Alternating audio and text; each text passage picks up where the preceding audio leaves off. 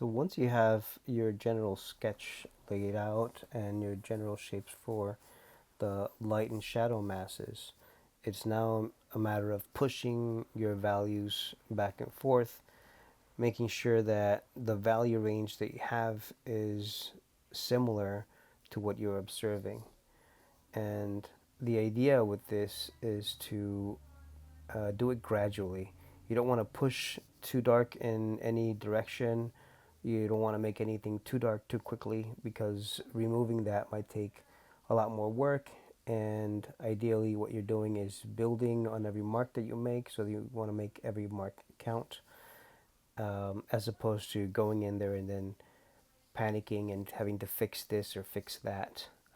If you work gradually, it'll always be easy to go back and reassess in the event that your proportions are maybe slightly off and you thought that they were pretty good.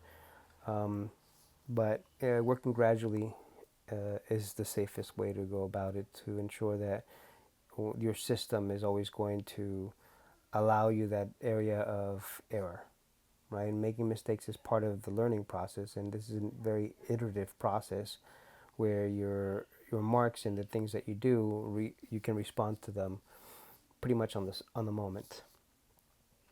So here, what I'm doing is adding darker values with the graphite pencils, pushing where it needs to be pushed a little darker, and removing with the eraser the areas that I think need to be a little bit lighter. Always keeping in the back of my mind, what are these uh, things have to do with one another in respect to light and value relationships. What's darker? What's lighter?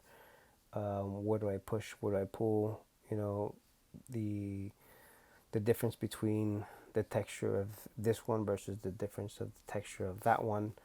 Um, then also thinking about those rules that we already know, that pushing some areas darker, like the area where the object touches the surface, that grounds the object and gives a sense of believability that the object is actually, you know, being affected by gravity.